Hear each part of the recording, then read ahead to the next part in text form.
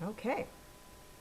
So, welcome to the Center for Spiritual Living Tahoe-Truckee Sunday morning Zoom.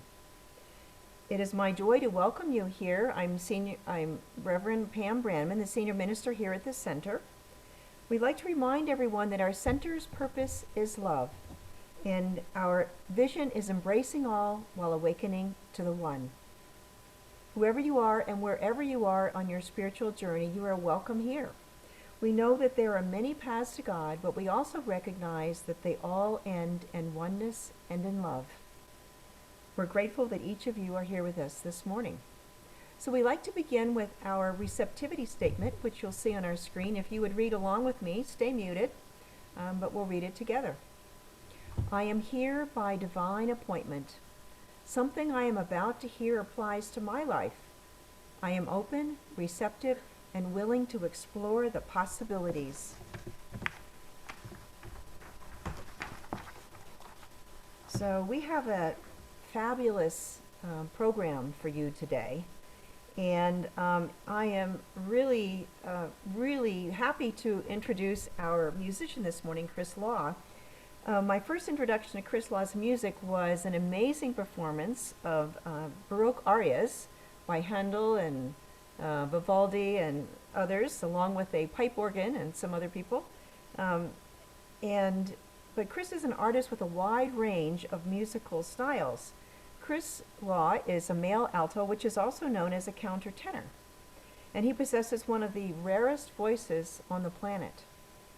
Cris is a classical singer with a contemporary vision to utilize his ethereal and yet unusual and versatile voice to create a crossover musical experience, combining pop with early music such as chants and Baroque arias. And you're going to see a little bit of variety of that this morning.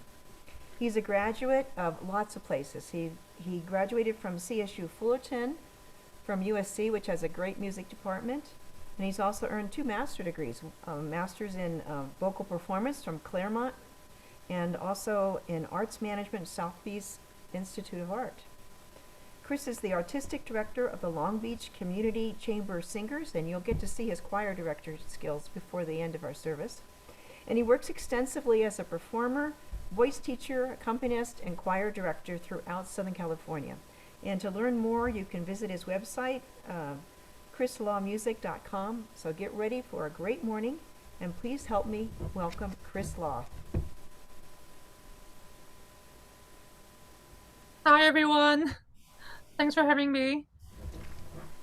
So I just wanted to thank you all, and I wanted to share with you that the opening music is a chant that I often like to use when I do my own concert programmings.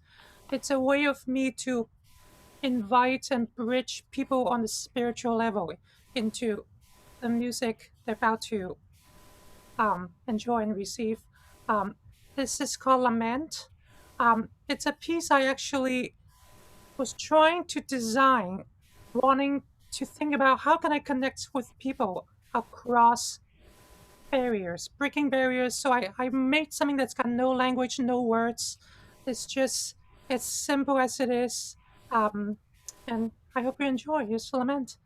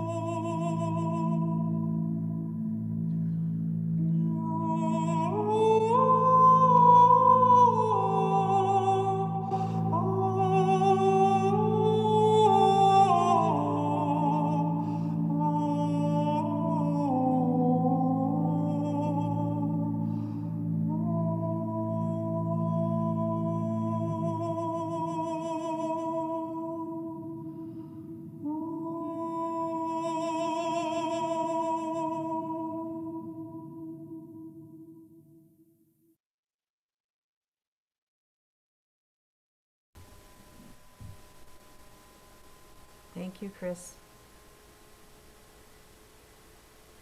And that's a wonderful way to lead into our meditation for this morning. Our practitioner today is Nancy O'Neill. And Nancy is one of those people who is always there to do whatever needs to be done to keep our center well organized, running well, and get the leaves and pine cones blown away. She's always there. But it's clear from everything that Nancy does that she is firmly centered in her connection with Spirit. One of her biggest contributions is serving as head of our practitioner corps. Recently, Nancy has agreed to return to our Board of Trustees to fill a vacancy. So we are grateful that Nancy is a part of our center and leadership and that she's here with us this morning.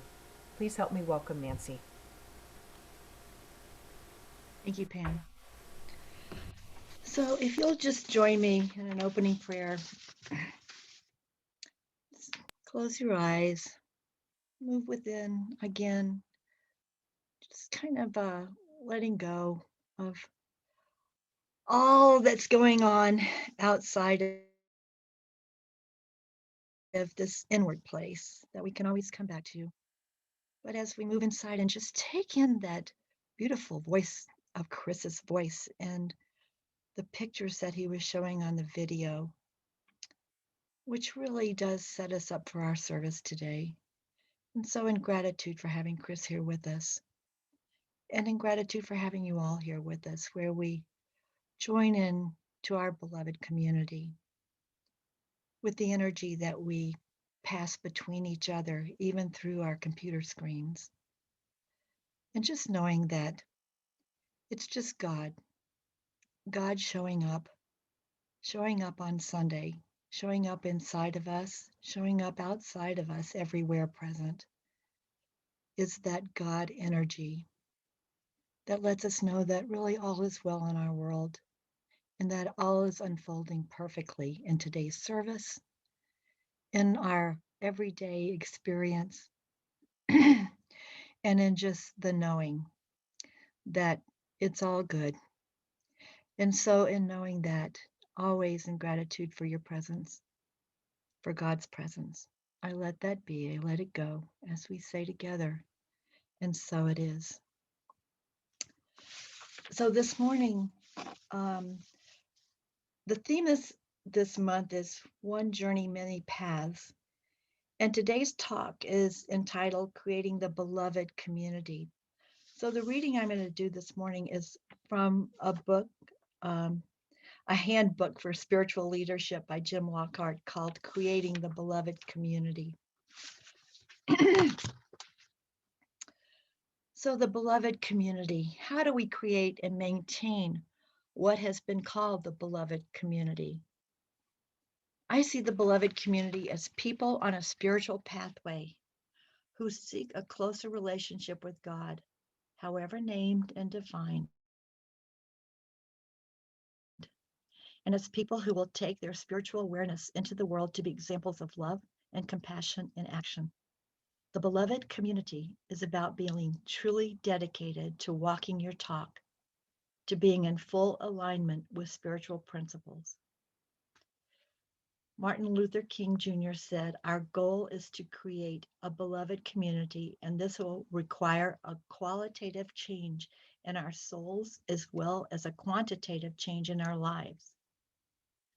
The beloved community is a collection of individuals who are learning how to love themselves, one another, and the universe. Regardless what name we give this idea, it is the same thing. The creation of the experience of belonging and experiencing the wonders of who we are individually and collectively. It is a place where purpose and passion meet, where we practice being the person we desire to be and support others in that effort. It is where our faith and spiritual principles is realized as true compassion and service. The beloved community is a strong attractor to those who seek spiritual realization. It is not a place of struggle, but of continual progress toward a vision. That progress may have ups and downs, but there is a sense of forward motion and of being involved in something vital. From the King Center in Atlanta, Dr. King's beloved community is a global vision in which all people can share in the wealth of the earth. In the beloved community, poverty, hunger, and homelessness will not be tolerated because international standards of human decency will not allow it. Racism and all forms of discrimination, bigotry, and prejudice will be replaced by an all-inclusive spirit of sisterhood and brotherhood. The great theologian Howard Thurman saw the beloved community as a coming together of all people, races, genders, and beliefs into one universal humanity. It is the penultimate experience that we seek, that of peace and harmony for all. So we're just going to ask Cris to come back for another song. Thank you, Nancy. So the next song is called Let Me Go. It's inspired by my late mom's life, and I wanted to write a mainstream pop song that talks about major social justice issues. As I felt there's no real mainstream pop songs that would openly talk about really important stuff. So the song is about um, human trafficking, human inequality. It's about taking control of your life, not letting people tell you how to live your life. And as I was making the lyric video, I spent 4 months inviting women of all colors from 4 different countries to simply hold a lyric line, take a picture, and that's the entire video. And it's been really well received, and I hope you enjoy it. And just let me go.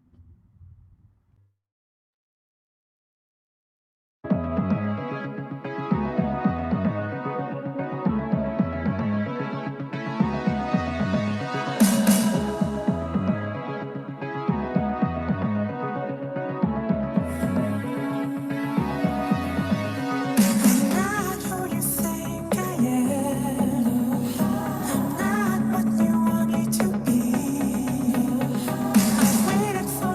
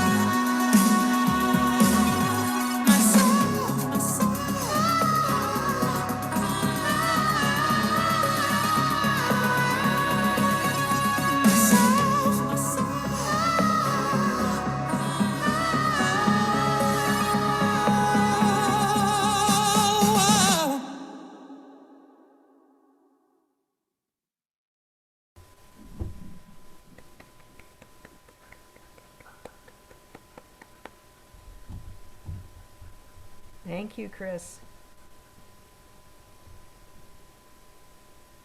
I don't know about you, but that's that's an amazing thing. And was your mom one of the pictures in there, Cris? No. Okay. So the there's so much that can be done about getting the message out, and that's really what the beloved community is about. You know, and having a community where we want everyone to be able to live their life in wholeness and love and peace and in that way that we're intended to be. This week I attended the CSL virtual convention called Vista, and the theme this year was One Mind, Infinite Connections. There are about 6 of us from our center there, and I was so excited about the great things that were going on throughout the world with the CSLs, and I'm eager to share some of those things with you today.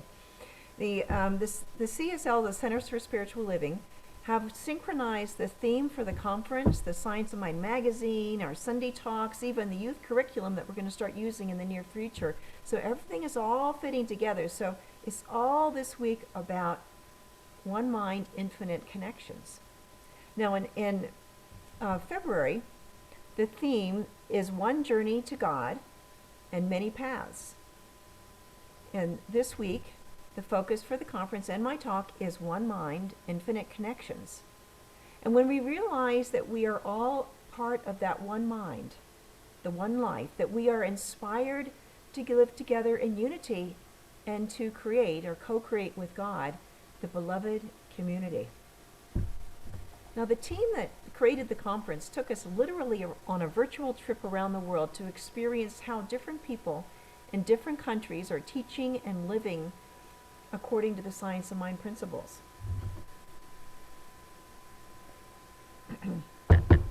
We saw how each one of them was manifesting our CSL vision of a world that works for everyone. You know, these people are living their talk. It brought so much joy to my heart to see that shift in world consciousness and how each person is so motivated.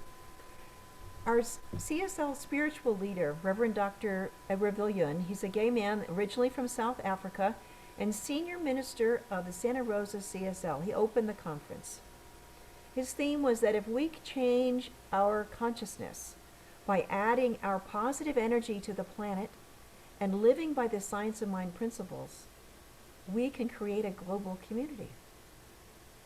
His current affirmation is, I am a post-pandemic possibility generator. Doesn't have to be the way it was before.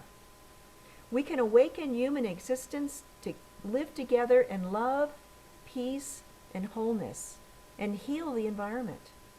We can let our vision stir us into action. Now, I'm going to come back to some of the other conference highlights at the end of my talk, but I want to give you talk about some of those spiritual principles that are the basis for our vision. And oneness is one of our fundamental spiritual principles. Oneness and unity are a recurrent theme throughout the writings of Ernest Holmes, our founder. In the Science of Mind textbook, he said, in moments of deep realization, the great mystics have sensed that one life flows through all, and that all are some part of that life.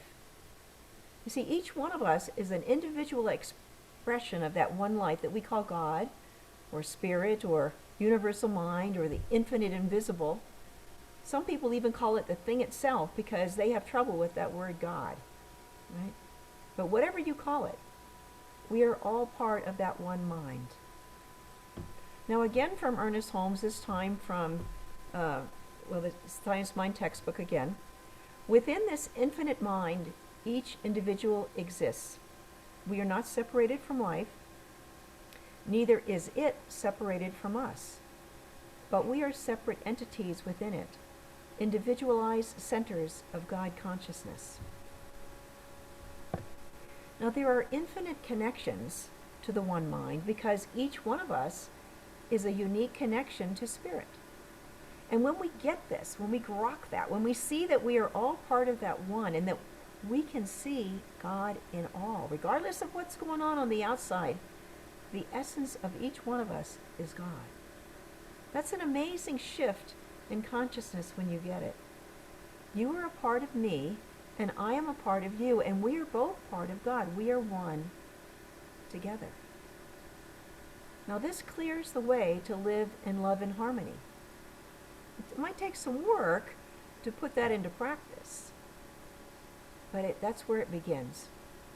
It doesn't mean that I should expect you to just be like me either, or that you should live according to my expectations. No. No, don't allow that kind of judgment. It'll just get in the way, right?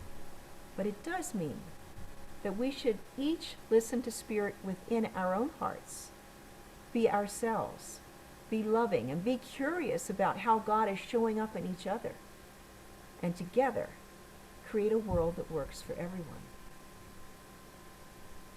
Another quote from Ernest Holmes, this time from the book Creative Ideas, A Spiritual Compass for Personal Expression.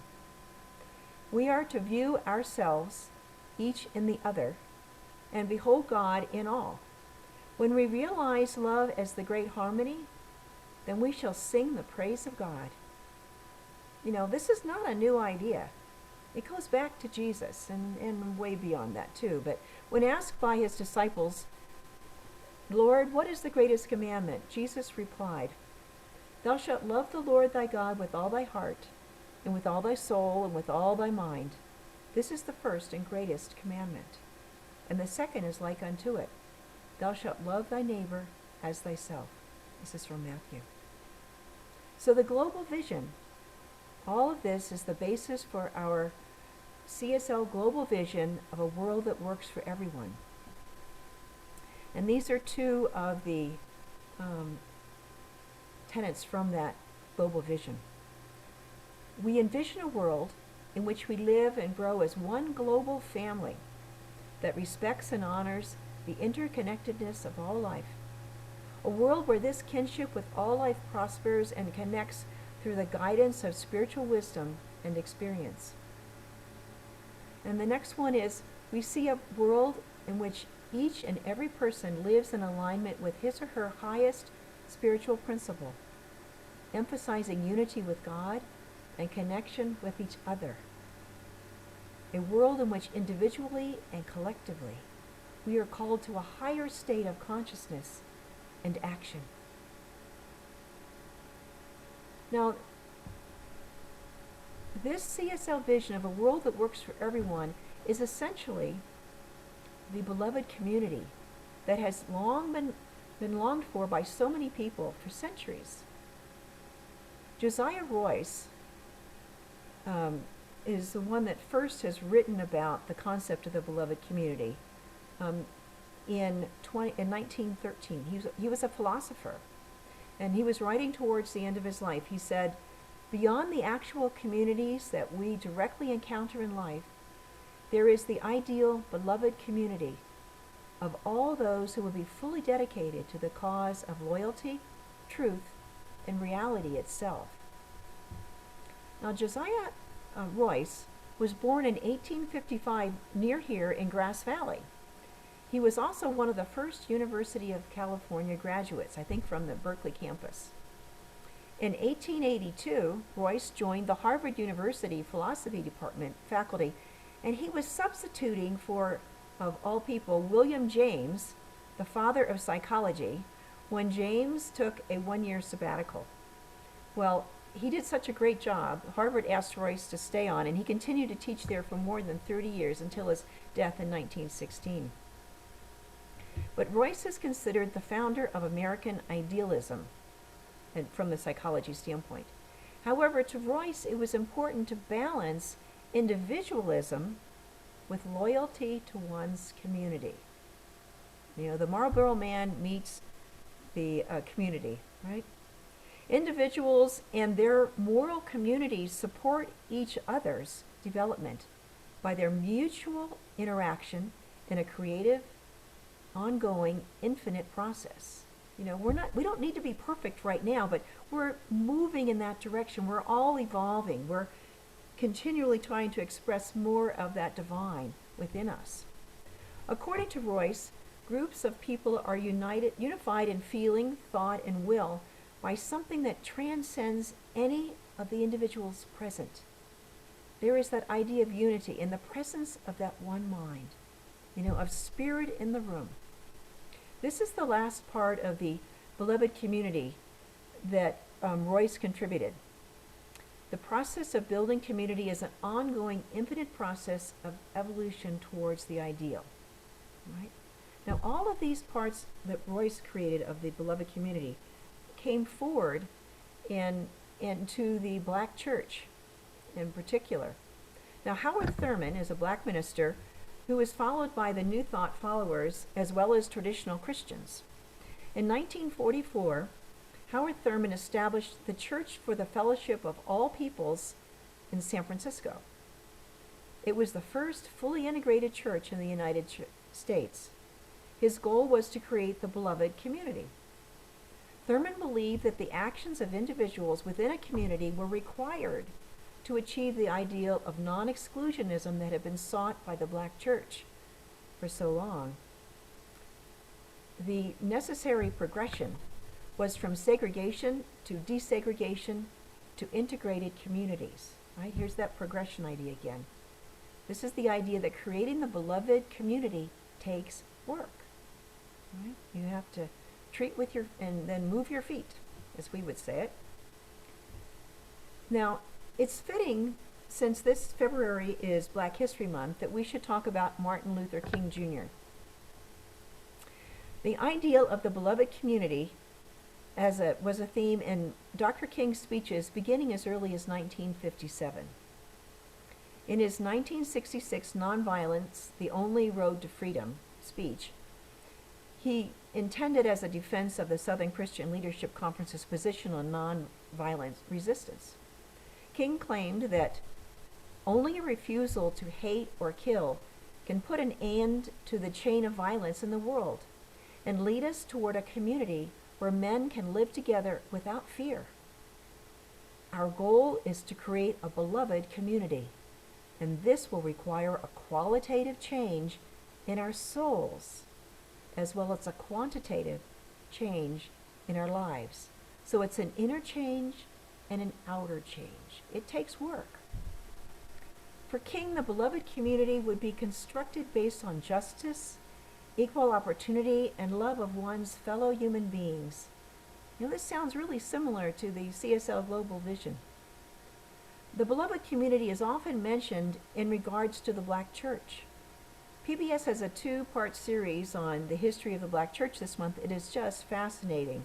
Thank you, Penny, for bringing that to my attention. It talks about how the messages of Jesus and Moses as liberators were key motivation for the abolitionist movement and several slave uprisings. Some slave owners wanted to use Christianity to keep the slaves in their place, but there was also this side that it really is a message of liberation. Right? So the beloved community is also discussed with some new thought churches today, including the CSLs, as a model for how our centers can evolve to embody the spiritual principles that we teach. Jim Lockhart's first career was as a police officer and a police chief before he decided to become a CSL minister. After Jim retired from 20 years in the ministry, just a few years ago, he thought that it was extremely important for spiritual communities of all faiths to work towards creating the beloved community. So he wrote a book about it. It's called Creating the Beloved Community, a Handbook for Spiritual Leadership.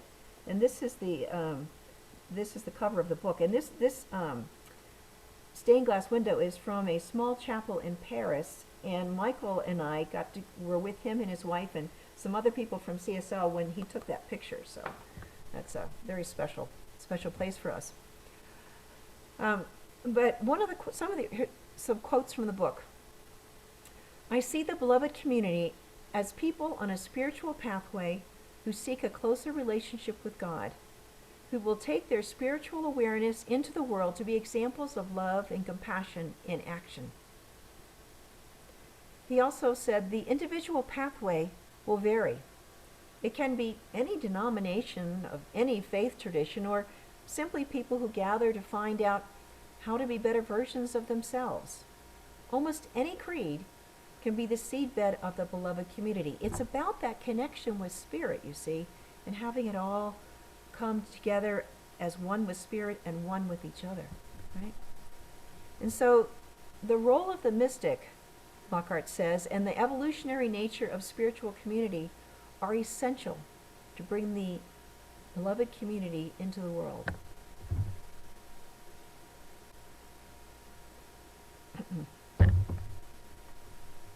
So let me share some examples from the conference. There were so many things that gave me great hope that the CSLs are active in creating the beloved community in so many places around the world. As of 2020, there are 367 CSL communities in 49 countries around the world. 258 of them are full centers, and the rest are study groups, teaching chapters without a minister or a focus ministry. There are 832 ministers and nearly 2,400 licensed practitioners. The Science of Mind magazine, in both its digital and printed form, reaches 56,000 people every month. And the magazine's Facebook page has 424,000 visitors every month. So we're not quite so well hidden anymore. We have just started a Spanish-speaking school of ministry about a year ago. And meanwhile, there are several amazing ministers that have been teaching and practitioners that have been teaching the Science of Mind principles and how they can be used to change their lives. In Central and South American cultures, these new thought ideas are precedents that the presidents don't need to control our lives. And these are revolutionary ideas in those societies. You know, there's a practitioner named, excuse me, Inez Grau. And she was from Peru, or still is. And she spoke in Spanish with a translation about how she shares the Science of Mind principles in her classes in such clear and straightforward ways. We could understand why our center is so successful. I mean, people are beating a path to her door. There was a young practitioner from Africa that gave a power talk with an analogy compared to turning to God when herds of savanna animals decide to go together to go to their watering hole. There is this untold communication as they turn their head and they start to think as a group. That one mind starts to be active, and they'll all then move together to the watering hole. But they stay together for safety, right? The team council members that were there, they were amazing. They described how learning the Science of Mind principles has helped them turn their lives around and discover the power of changing their thoughts and beliefs. They were just effusive. They were grateful for the safe places, too, that were created by the CSL team programs where they could be accepted without any pretense and safely discover who they really are. Right? A recurring theme throughout many talks and workshops was the importance of applying the Science of Mind principles and trusting Spirit to guide us through difficult or unfamiliar times in our lives. Many shared heart-opening stories about transforming their lives. And the music? Now, Cris is amazing this morning, but we had 3 days of it. The soulful chants and heartfelt songs of transformation and courage. There were some fanciful Kentucky bluegrass music. There were original new songs of all genres. There was an energetic and playful Jamaican band that performed their entire set with masks, right? Singers too, everyone. And a choir that performed soothing Hawaiian chants and accompanied by a graceful hula dancer. Gary Lynn Floyd from here shared some new songs that he had written. And Amy Bishop, she was beyond amazing with her voice and the original songs that she can belt out with amazing power, or she can break your heart with the tenderness and vulnerability. Right? Sunday Cote, our newly elected CSL field leader, she's the one she brought it home at the end, and the field leader is the one that focuses inward on helping all of the centers to be successful and overseeing the support staff at the home office that provide us support. And Sunday Cote has been an advocate for radical inclusion and social justice. She's been a key advocate supporting the classes to help our CSL ministers see the effects of systemic racism and how to change our own behaviors that may have been unknowingly working against our own intentions of equality and justice for all people. Reverend Sunday brought us back to the basic saying of Dr. Holmes: there is a power for good in the universe, and we can use it.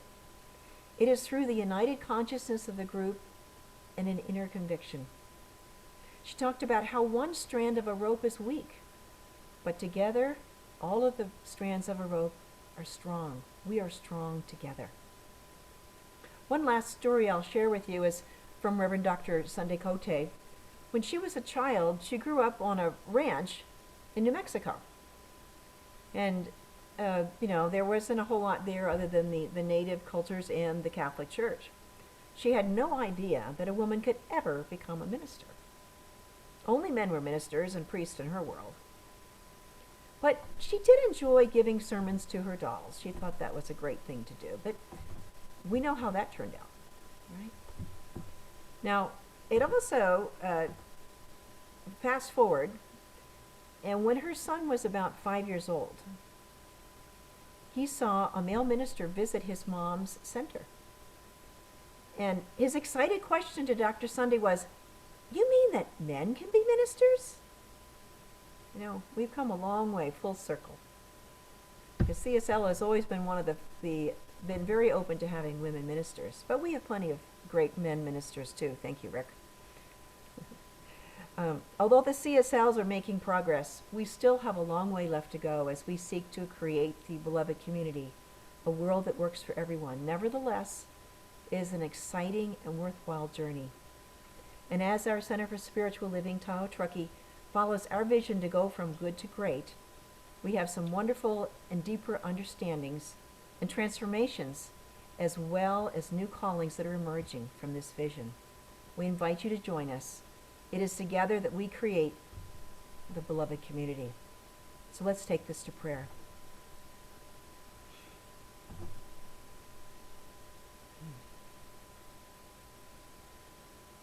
And so, in this moment, we recognize that there is only one life, one omnipresence, one power in the universe that is the truth of who I am and of each one and of our beloved Center for Spiritual Living, Tahoe-Truckee. It is a love that enfolds each one of us and empowers us, each one of us, to express that divine love. It is a deep peace and divine wisdom that ground us, guide us, and protect us in the midst of every situation we encounter. We invite Spirit into the midst of our lives, and with open arms and open hearts, we invite Spirit and listen to that divine guidance and hear that still small voice of God within us that guides us along the path that best supports us, our life, and the lives of our families and our center. All that we require is generously provided by Spirit. Our cup runneth over, and we share our abundance with gratitude. As we are guided to know what to release and what to embrace in our lives, we forgive and forget, and we accept God's grace. We gratefully accept healing of our minds, our bodies, our spirits, and all our affairs. A new day is born. Together we are creating the beloved community. All is well. And I relax into this truth as I let go and let God make it so. And together we say, and so it is. Now I know that there was some serendipity happening when I contacted Cris and asked him to be our musician this week. He told me that, I'm releasing this great song on February 17th, just a few days ago. It's called Rejoice. And it's a perfect reception for the beloved community. So I'm seeing this video myself. I've heard the song, but I'm seeing the video for the first time. So enjoy this season, or at least premiere with us. Cris, do you want to have more of an entry than that? I wanted to create something and release at a time where we're going into new things, new hope, positivity. Um, and I took a 12th century hymn, O Come, Emmanuel, and I made it into something completely new. I put some new words to it. It's all about love and unity. In this video, it's a pre-recorded live performance, and I've always wanted to dance. Well, I'm not a dancer, so I brought in a colleague of mine. Her name is Maki, and you'll see her name. She's a professional dancer and a professional baton twirler. And she was so bored last year. She went to the Walt Disney Hall outskirts and she did some filming. I'm like, oh my gosh, this looks amazing. So I got permission to incorporate her amazing baton twirling into this video. I hope it will give you a synergy, it will give you positivity for the rest of the year. So I hope you enjoy. Rejoice.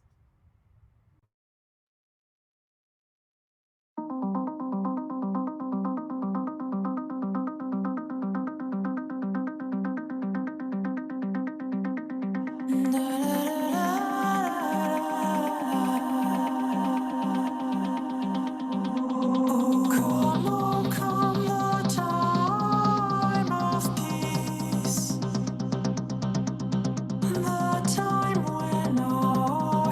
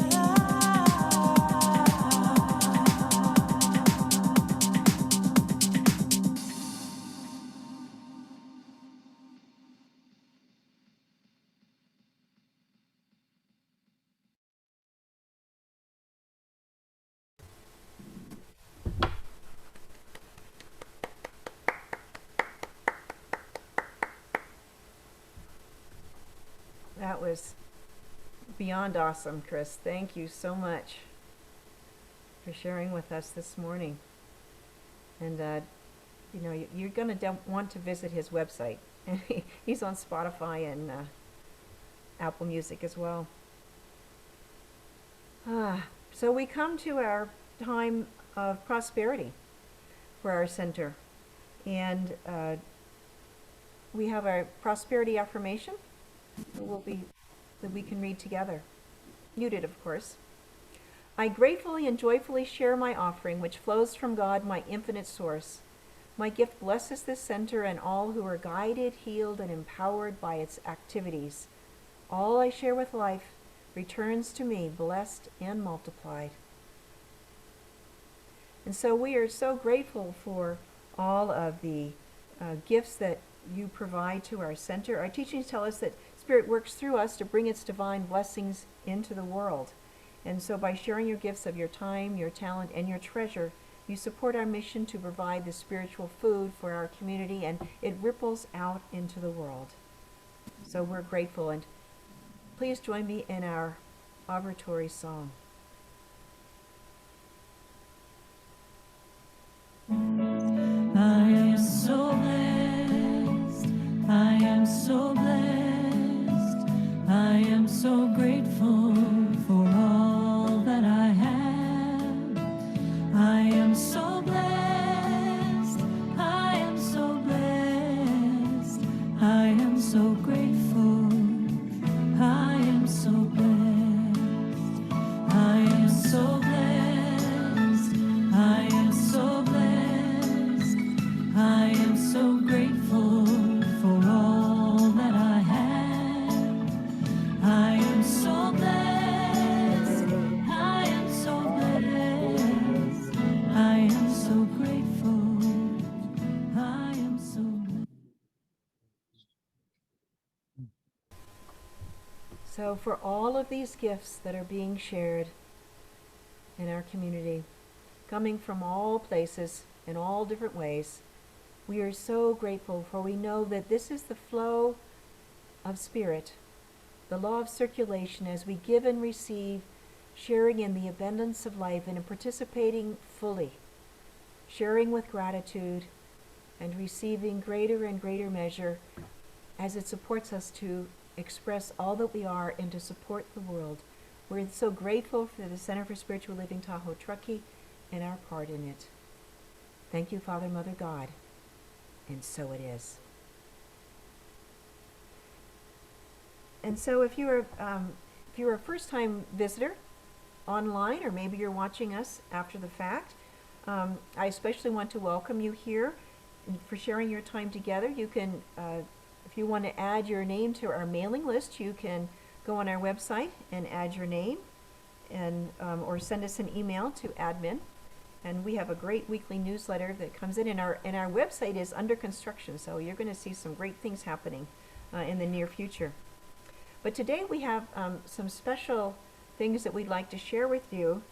It is our time when we do the 2021 Stewardship Program. And this is the time when each one of our members in our congregation gets to renew our partnership with the Center for Spiritual Living Tahoe-Truckee. And so today our presentation is going to be given by Sue Pipel. And she is one of our board members who's been helping us out on the Stewardship Committee. You might see her at a lot of our drive-thrus, though. It was her daughter and granddaughter that did a lot of that baking for the Valentines. And so she wears lots of different hats. So we're really glad that she's been helping us out with the Stewardship Committee. Sue? Hi, everyone.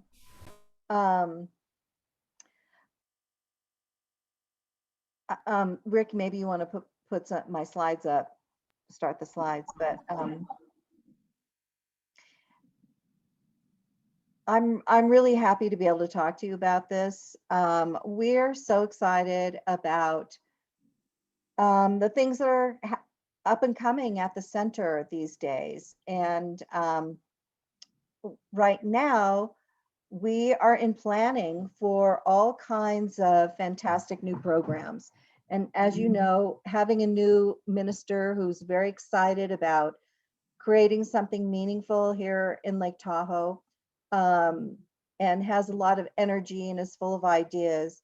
It is something that I think we all need to get behind and support. We've got an opportunity in front of us, and it's time for all of us to become involved with our time and with whatever money we can afford to support it with. Anyway, as you know, we're in the middle of our pledge drive, and right now, after a week or so, we are we've received $13,400 in donations, or pledge donations, and we need to get to $76,000 just in order to kind of keep the center afloat and have, you know, our basic needs met, which is kind of what's been happening for the past year. Because of COVID, we've been kind of shut down and there hasn't been much we can do. But now that things are starting to open up and the world is starting to change, we have some exciting plans. And these are some of the things that you see at the top of this graph. And I'm going to be going into them shortly. So Rick, would you change slides, please? Okay, so basically the way that this works, and I think you guys might recognize these graphs from last Sunday, our income for this year, our base income would be just to kind of stay alive, would be 123,000. And what we're hoping to raise through donations and other fundraising events and just events that create income for us is 158,000. And we're calling the difference between these two things our stretch income. So next slide, please. Creating a vibrant and meaningful community. So what are the things that we're thinking about doing in order to achieve this? Next slide, please. So we are thinking out and putting together the basics for some really new, exciting programs. And these are programs that, these are not just sort of repeating our pre-COVID programs. These are us putting our thinking caps and going, what would be the most terrific things that we could do given who we are and what seems realistic for our community. So the first area that we would like to expand is with a youth program. And in order to do that, we are going to need a part-time youth and family director. But we have done a number of kind of like focus groups with we did this last year just before COVID, like a couple of weeks before everything shut down. We met with a bunch of the moms, and we were surprised to hear them tell us that what they wanted was a program especially for them that was on an evening. And a lot of the feedback that we're getting is that they would like to see Thursdays. So, and then we asked them, would the moms like to attend? What if we had something that coexisted for kids and moms at the same time? What if we had yoga for moms? And then what if we got Reverend Pam in to do a little talk and then a question followed by a question and answer format with these moms that dealt with young family issues. And they were just thrilled with that idea. So that program is something that we're going to start to implement as soon as we get the go-ahead from the COVID gods. So anyway, that's happening. And we are also thinking about developing a teen program. We now have kind of a handful of teens. And Mariah, who is our church secretary, is very interested in volunteering to be the teen program leader. So that's something that is also in the works. Then we decided, I don't know about you all, but now that we're going to be going back into the world at some point in the near future, I've been giving some careful thought to exactly what I would want to put back into my life. And to me, the most important thing that I can put it back into my life is things that center around this community and people who think the way that we all think. So we're developing a fantastic Wednesday evening series that we're calling the Adventure Series, and it's going to be led by our favorite Reverend Rick, and the theme is spirituality meets fun. So every single week there is going to be something fun to do, and it's going to be potlucks, sunsets on the beach, hikes, socials, parking lot parties, musicians. We're going to plan really fun activities, and you're not going to want to miss them. So they're going to be family oriented, but every one of them is going to be anchored with spiritual teachings led by Reverend Rick. So put Wednesdays on your calendar. This will probably get going in a couple of months. Right now, because we can't go really use the building, I think we're going to wait until we've got some a little bit warmer temperature to get started. But anyway, it's going to be exciting and it's going to be fun, and you're not going to want to miss it. Next slide. We want to expand our message to a larger audience. So we are developing forest bathing retreats, and we're gonna start with probably in July, a 1 day, probably Saturday kind of retreat for 50 people. And then maybe in August, we're going to expand it to 30 people for a weekend. And there's going to be meditations, walks in the forest, inspiring activities, and so forth, which we'll be hosting we'll be inviting people from other CSLs and from anybody who wants to attend, basically, from probably the Sacramento and Reno centers.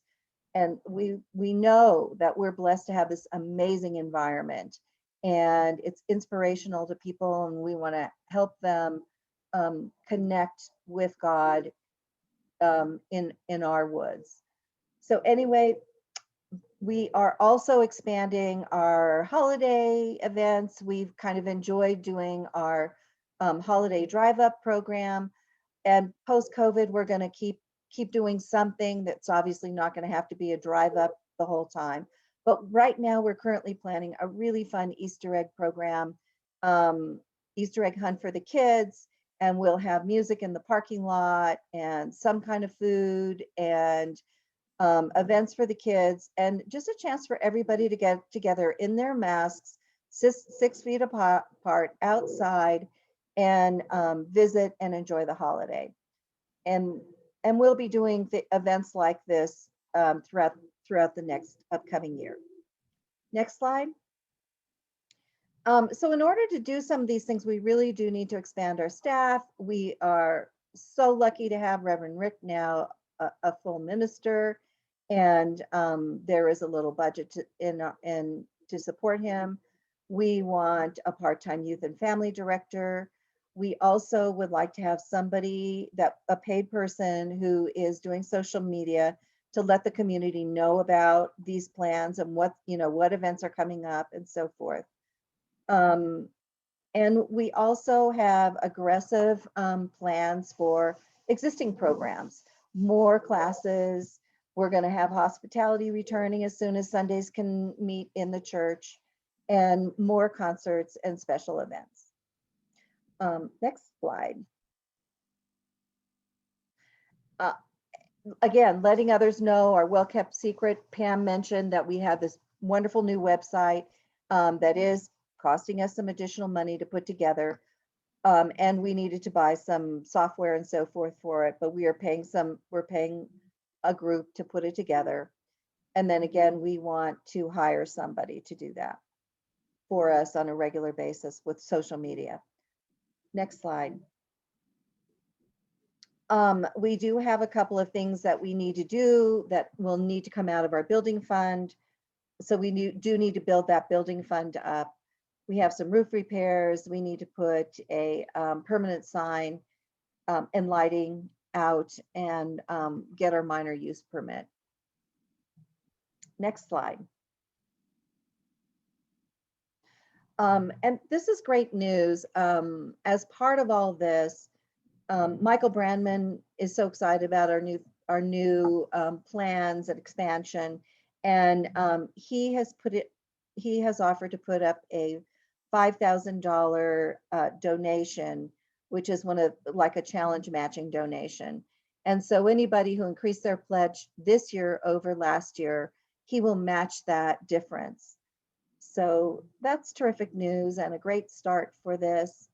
And I encourage everybody to do what they can do. And knowing that our center is really for the ones of us that are here and the future ones of us that are coming, the center of our lives.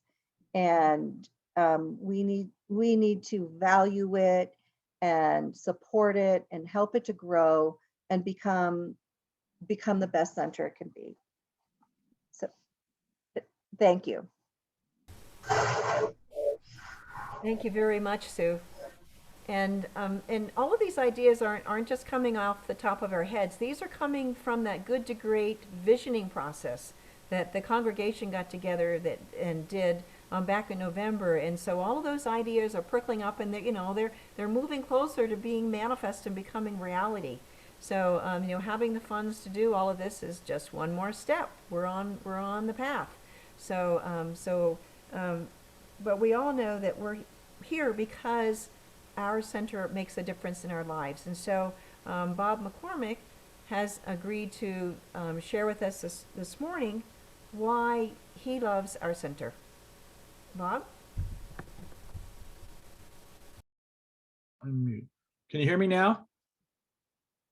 Yeah, okay. Well, actually, I wasn't sure if it was about why I love our center or why I turned to science of mind, or if I was supposed to pick a theme. And because of the talk last week about this minister is going to be giving a 4-part series on forgiveness, and that being a big theme in my life, I had prepared notes on forgiveness, but it's real easy to combine that with why I like science of mind. I was raised a Catholic, wanted to be a priest till I was about 16. And I lost my faith in the Catholic Church after college. And I just drifted for many years, had various beliefs. But when I stumbled on science of mind, I realized it was exactly how I felt about everything. And that's how I got involved in the church. And it's made a huge difference in my life. The idea of forgiveness goes along with our central statement of change your thinking, change your life. There's a lot of alternative religions swirling around with different philosophies, and they all jive very nicely with science of mind. Science of mind gives you a logical reason to understand why your beliefs work for you. For example, I love running into atheists, and they tell me, unfortunately, I've been married to 2 of them, and I think that to me, it's beyond possibility of it being a coincidence the way the world works. When you look at their excuse that there was no God that created all this, it was the Big Bang theory. I still want to know who created that first atom.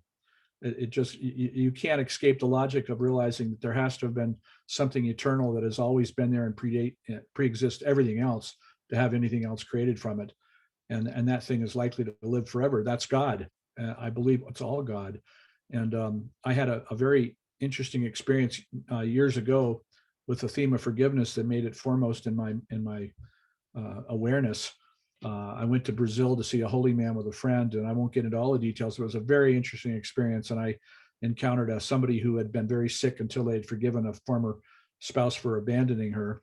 And I ended up when I was asked what I would like to work on when I was down there at this holy man. I'd gone down to accompany a friend who wanted invisible surgery, and I'd be happy to talk about all that some other time. But when I was asked what I wanted, I said I'd like some help with forgiveness and acceptance. And I had a very deep meditation where I was just drained from I completely cried myself dry. And I went up to that girl who had told me about her episode with forgiveness. And I said, you said something really important to me the other night. And she said, yeah, it was about forgiveness. And I said, how did you know? And she said, it's always about forgiveness. And I was going through an episode where I'd had a falling out with my son, and he didn't want to forgive me, and I was real upset about it. But I went back to Tahoe, and the first time I saw Casey, we hugged each other. We've never had a crossword since. the thing really helped me a lot, just whatever it was that I experienced. But I realized that, there's a difference between knowing and believing. And I know without a shadow of a doubt that it's all God. That means it's all spiritual, and that all healing has to begin with forgiveness. And I don't just believe that, I really know that in my bones.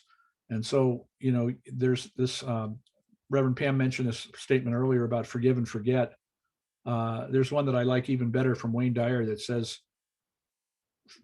forgive to be free, and forget you have forgiven to be freer. And this really resonated at a time when I was telling a story about someone I had forgiven, and I realized I really hadn't completely forgiven it because I still had this story. So, it ties in with our principles. One of my favorite principles is we believe that through this mind we can control conditions, and that we can heal sick with this mind that we all practice being part of. And forgiveness is really, if you ask the average person, they'll say, oh, it's because you let go of anger at somebody who did you wrong. But forgiveness simply means letting go. Unknown caller. And excuse me, let me turn this off. And so anyway, the whole thing about our principles tying in with the idea of forgiveness is really important. You need to learn to forgive yourself, first of all. But when you have any kind of an issue with health, look for what you need to forgive. Look for what was it that attracted that into your life and what you need to let go of. We spend a lot of time forgiving. If you're familiar with the 4 agreements, I like to turn to 2 of them. The one about don't make assumptions and don't take anything personally. If you really study those 2 of the 4 agreements, they have to do with forgiveness and how important it is to free up your energy and not give some other person or problem free rent in your head all the time. You waste a lot of energy having to forgive all the time, and it can be avoided if you just open your heart up more and stop being judgmental about yourself and everything else. So I don't know. I think I'd probably run over 2 or 3 minutes there. I don't know if that's what you wanted, Pam, from me, but I am very grateful to the teachings of Science of Mind. Always will be. It really made all the difference in my life, and it helps me have a basis for how to live my life as a better person. And once you learn your purpose, like for me, it's to love and serve others while I'm here making my way back to the Creator.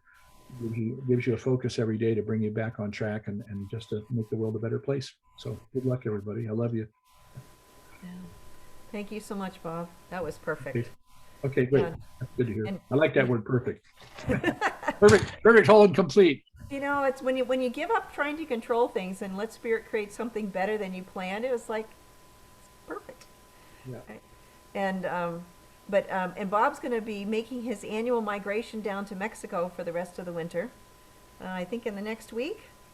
So, Yeah, I'm planning on leaving next Sunday, so this is the last time you'll all see me for quite a while. I'll see if I'm not sure what the reception is like this year in the village. It's very spotty sometimes, and there's more people who signed up, so it's probably spread a little thin. But I'll try to join church more than I ever have in the past when I'm away. But yeah, I'm planning on leaving Sunday morning very early and driving for about 6 days and keeping my knee. Safe travels. Thank you very much. Keep praying for my knee, please. It's still yeah. Okay. Well, thank you, Bob. So this is our pledge drive. So we're hoping everyone will. You should have gotten something in the mail, and if you haven't, call up, leave a message in the office, or call one of us, and we'll get it emailed to you. So we'd like to get everything back by March 7th, and then we can put our budget together before the annual meeting, which is, I think, on March 21st. I think that's right, whatever that Sunday is. And okay. And so, but we still have a few more things if you're still here, waiting for us. And Cris has one more song for us, so you're not going to want to leave. But we have our announcements. So I'm going to pass it over to Reverend Rick Carney. Thanks, Reverend Pam. And I'm sad to hear that Bob is taking off, because I was going to have you preach for me next time around. That was a fantastic story, Bob. Thank you for all your words. Okay, we do have a lot to cover. As you know, we are still dealing with COVID and are not allowed to come together. And our building, but it won't be long now. It's clear that more people are getting their shots and that this thing is on the wane, but we still need to keep up our protections. So we won't be coming together except virtually for a short while yet. I encourage everybody to please stay safe. You have some things I want to share with you. As you know, we are always recording our services, and so those are available to you. The links for the services, as well as for other activities, you can find them in our weekly newsletter or on our website, which is tahoecsl.org.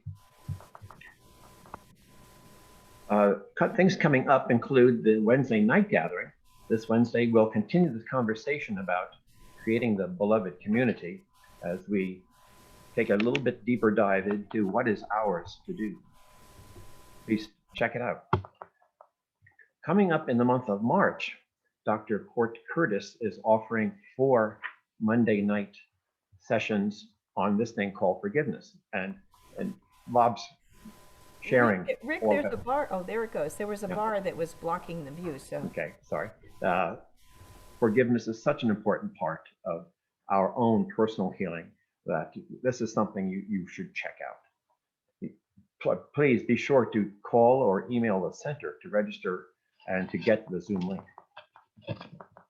Something else coming up is a discovery class. If you've ever thought about becoming a member of our community in an official way, please do check out this discovery class after service on March 7th and March 14th. We may actually finish up a little bit sooner than 1 p.m., but we want to make sure that those who are thinking about becoming members can get this introduction to the science of mind in the first session, and then in the second session, learn a little bit about the perks of membership in CSL Tahoe-Truckee. You've heard Sue mention our Easter celebration coming up on Saturday, April 3rd. There'll be Easter egg hunt and other activities for the young and the young at heart. So check it out on the afternoon of April 3rd. Something else coming up is an online survey for the kinds of classes that you would like to see your practitioners, your ministers, the other instructors offer in the year 2021. So it's coming by email. Be on the lookout for this survey in the coming week and fill it out and let us know what types of courses would interest you in the coming year. Well, looking around the room, I see lots of familiar faces. So you're all familiar with the wide range of activities that take place with CSL Tahoe-Truckee 7 days a week. The links to all of these, as I said, are available on the weekly newsletter, our website, and invite you to be part of all of the activities that are going on. And with that, I'll turn it back over to Rev Pam.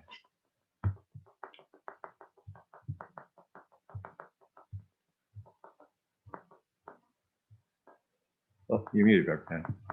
So now that I'm not muted, so there's lots of things going on, and one thing that I have to remind you about is that we have our wonderful practitioners that are always ready to pray with you, whatever's going on in your life. So you guys raise your hand. We have Reverend Rick, myself, Nancy O'Neill is our practitioner of the day, Shirley Clark is down in Carson City, and let's see, I think Brenda had to leave. She was here earlier. Carol Delbon is in Sacramento. And so Sharon, would you like prayer with someone? Okay, so we stay on in the hospitality, and we'll hook you up with somebody. That's not the right word, but we'll connect you with somebody. So anyway, and so for our closing song, we're going to have a really fun time singing "Let There Be Peace on Earth." Cris has a new version for us to enjoy.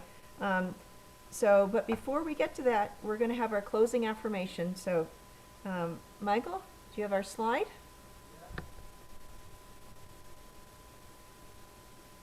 So if you would repeat with me. Together we are creating the beloved community, and so it is.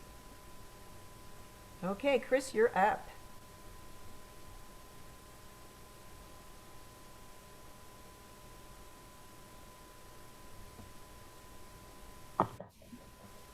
Cris, are you going to introduce the song?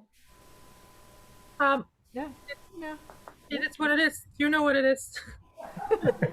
Have fun, enjoy. Alrighty, let's sing.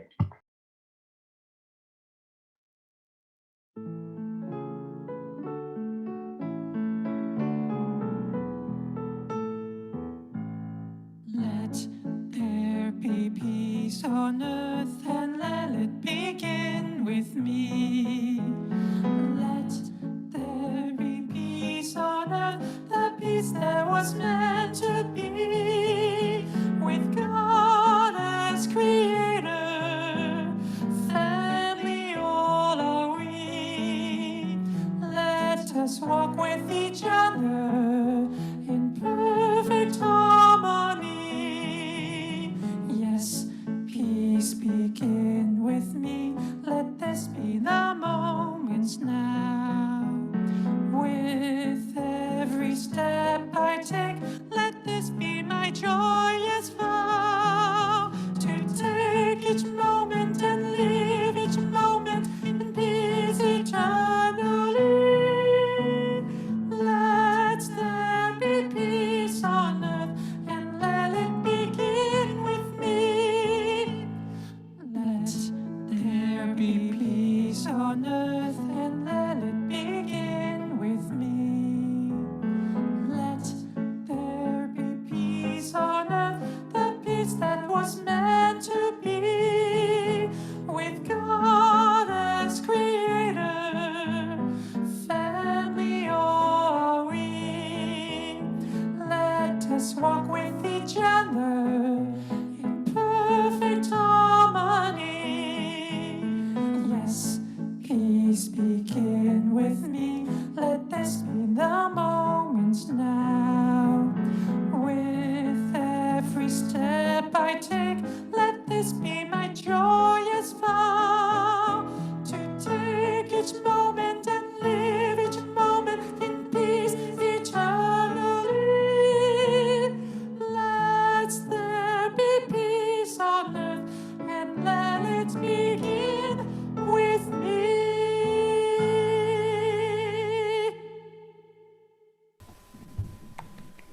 All right. Thank you, Cris. And thank you for Center for Spiritual Living Tahoe-Truckee. So if everyone would like to unmute yourself, we can share our gratitude for Cris and Sue this morning, Reverend Rick and Bob, and it's been a great morning. So thank you all for being here. And Nancy O'Neill. Yes. She did a great meditation before the service as well. So yeah, thank you all. Cris, I hope you'll come back to our center to sing again. Absolutely. You're amazing. That was amazing. Yeah, we want to keep the peace song forever.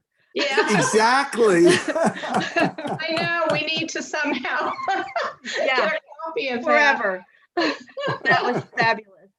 Yeah. It has to be a negotiation. Yeah. Yeah. I know. Cris, where do you live? Long Beach. Oh, Long Beach, nice. Yeah. Is that out your window? Is it cloudy today?